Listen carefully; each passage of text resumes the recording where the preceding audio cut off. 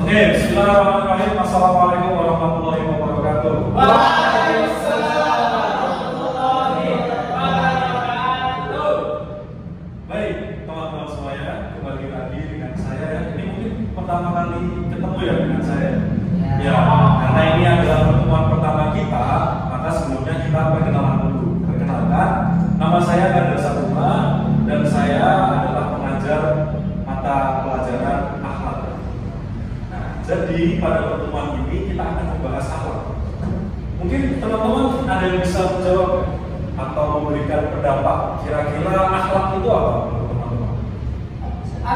Oh ya, silakan Mas siapa? Mas Rizky. Oh ya, Mas Rizky. Kira-kira akhlak menurut Mas Rizky itu seperti apa? Kalau menurut anak pribadi, akhlak itu Ustaz adalah tabiat atau perilaku manusia. Jadi menurut Mas Rizky ini akhlak adalah tabiat manusia. Mungkin ada pendapat dari teman-teman yang lain? Saya Pak. Oh ya, silakan Mas Yo. Saya Mas Jidul. Oh ya, Mas Jidul, silakan. Baik. Kalau menurut saya akhlak itu gerakan spontanitas. Jadi kalau akhlak seseorang baik, dia akan gerak refleksinya itu ke arah yang baik. Tapi kalau akhlaknya buruk, dia gerak refleksinya buruk. Ya, baik. Nah Pak, seperti kata Ustaz tadi, Oh ya. akhlak adalah spontanitas. Baik, jawaban dari Mas Jidul tadi benar sekali dan ada tambahan dari Mas siapa yang di pojok itu tadi? Fur. Mas Fur, oke. Berikan tepuk apresiasi. Baik, tadi pendapat yang disampaikan oleh teman-teman yang ada di sini tidak ada yang salah. Jadi akhlak itu merupakan sebuah spontanitas. Akhlak itu merupakan suatu hal yang muncul pada diri seseorang. Nah, akhlak itu asalnya dari hati loh. Jika hatinya itu bersih, hatinya baik, hatinya tidak dipenuhi dengan maksiat dan sebagainya, maka hal-hal yang akan muncul dari sifat orang itu, hal-hal yang spontan itu akan menjadi hal-hal yang baik juga. Dari penjelasan tadi, kita bisa menganalogikan akhlak itu seperti sebuah sajaratul thayyibah. Nah, itu adalah pohon yang baik. Nah, hal ini sudah disebutkan dalam firman Allah. Ada yang bisa menyebutkan kira-kira? Saya. Silakan Mas Rizky. Wah, Oke, teman-teman yang lain bisa tenang. Silakan dibaca ayatnya. Enggak usah pakai lagu ya Pak, biar saya main juga pada terbuka. Bismillahirrahmanirrahim. Alam tara kaifa darallahu mathalan kalimatan thayyibatan kasyajaratin thayyibatin asluha thabitu wa fawquha fis sama tu'ti ukulaha kullahinin bi'idni rabbiha wa yudribu Allahu amsalin nasi la'allahum yatadakkarun. Terima kasih Mas Rizky. Sama-sama Pak. Membacakan surat Ibrahim ayat 24 sampai 25. Nah, jadi dalam surat ini teman-teman, itu dianalogikan bahwasanya seorang mukmin yang baik atau seorang mukmin yang memiliki akhlak yang baik itu bisa diumpamakan seperti pohon yang baik itu.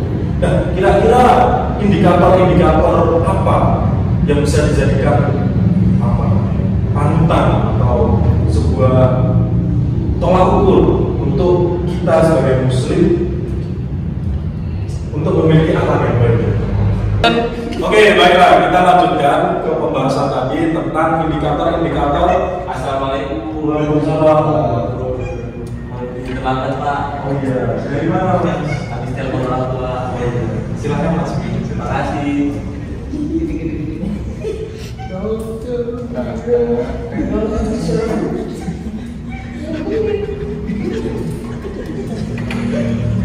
Baik, karena tadi ada sesuatu yang terlambat, tidak apa-apa. Bahwasanya menuntut ilmu itu tidak mengenal waktu.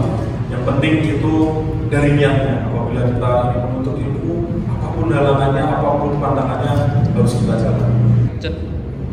Oke, kita masuk ke tahap yang selanjutnya. Kira-kira menurut teman-teman, itu pohon yang baik itu harus seperti apa? Silakan Mas. Mujo. Mas Mujo. Mujo. Silakan Mas Mujo. Ya, menurut saya pandang baik itu yang pastinya bisa memberikan kehangatan bagi penghuninya. Di beruang banyak, berdaun lebat, anak tua, seperti itu Pak. Oh iya, baik. Terima kasih Mas Mujo atas pendapatnya. Jadi, pohon yang baik itu mesti akan enak dilihat, akan enak dipandang. Nah, yang disebutkan Mas Mujo tadi benar sekali. Jadi kita jika menganalogikan pohon yang baik itu bisa dipandang atau indah, itu akan memberikan ketenangan bagi kita. Nah ini seorang muslim itu layaknya akan menjadi seperti itu. Ketika kita berada di tengah-tengah keramaian, di tengah-tengah masyarakat, itu kita akan membawa kehangatan, ketenangan, dan juga kebermanfaatan di tengah-tengah masyarakat.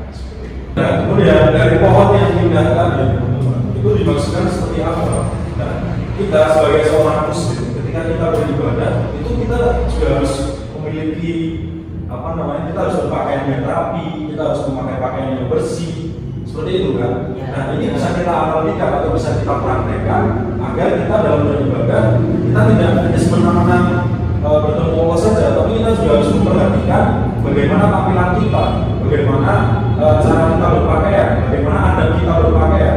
Nah nanti ada berpakaian, kemudian cara berwudu, cara menghadap kepada Allah itu akan kita bahas kepada bab yang selanjutnya nanti, karena kita masih ada di awal materi yaitu tentang akhlak secara umum.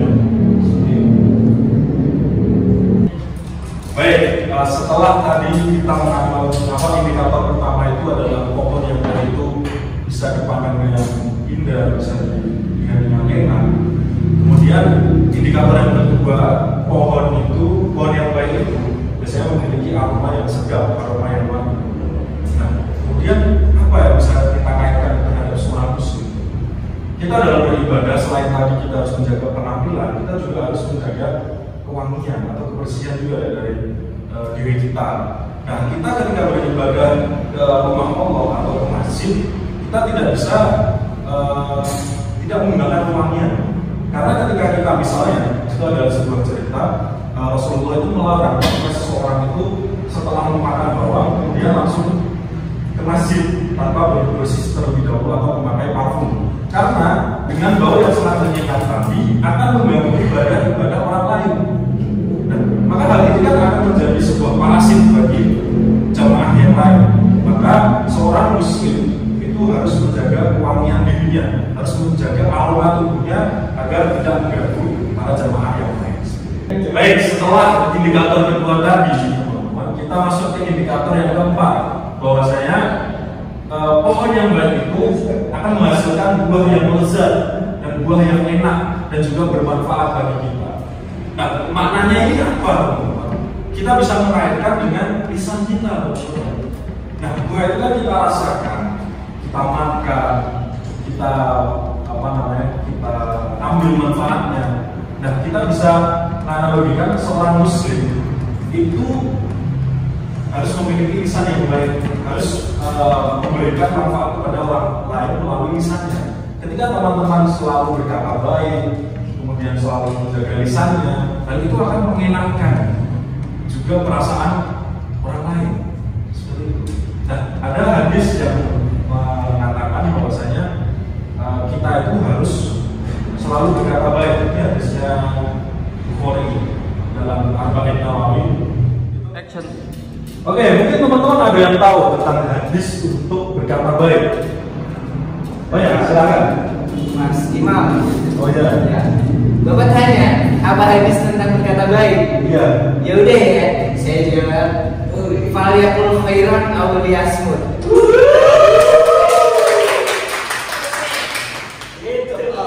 Baik, betul sekali. Tadi hadis itu untuk menganjurkan kita atau mengajak kita untuk berkata yang baik-baik saja.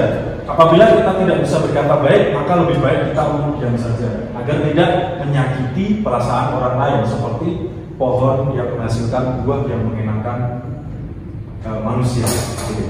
Oke, setelah indikator yang ketiga, kita masuk ke indikator yang keempat. Kira-kira ada yang tahu nggak apa itu? Apa itu? Oke, kita kasih tahu ya. jadi untuk indikator yang keempat itu adalah pohon yang baik itu selalu memiliki akar yang kuat, daun yang lebat dan juga daun yang rindang. Nah, jadi maksudnya di sini itu seperti apa? Nah, biasanya pohon yang memiliki akar yang kuat, daunnya rindang dan banyak rantingnya itu akan memberikan banyak manfaat kepada manusia yang ada di sekitarnya. Misalnya ketika dedaunan dari pohon itu banyak, kita bisa meneduh di bawah pohon, kita bisa merasakan kesejukan dari pohon-pohon yang menghasilkan oksigen seperti dari pohon itu. Lantas apa yang bisa kita ambil dari analogi ini? Nah, kita bisa mengaitkan bahwasanya seorang muslim itu harus bermanfaat dan juga memberikan solusi kepada masyarakat.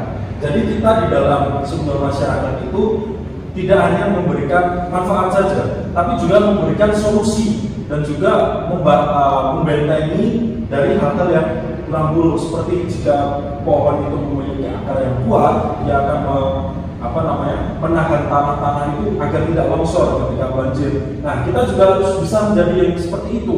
Kita harus membentengi masyarakat dari hal-hal yang buruk. Kita harus memberikan perlawanan paling depan apabila kezaliman terjadi dalam sebuah masyarakat. Seperti itu, teman-teman. Oke, mungkin ini saja yang bisa saya sampaikan pada pertemuan kali ini. Di pertemuan yang ke depan kita akan mengkaji tentang akhlak-akhlak, misalnya adab kita memakai sendal, adab kita berwudu, kemudian adab bagaimana seorang muslim itu minum, makan, dan lain sebagainya. Semoga pertemuan kali ini bisa bermanfaat bagi teman-teman semua dan semoga kita bisa bertemu dalam keadaan yang lebih baik. Sekian, terima kasih. Kurang dari mohon maaf. Assalamualaikum warahmatullahi wabarakatuh. Waalaikumsalam.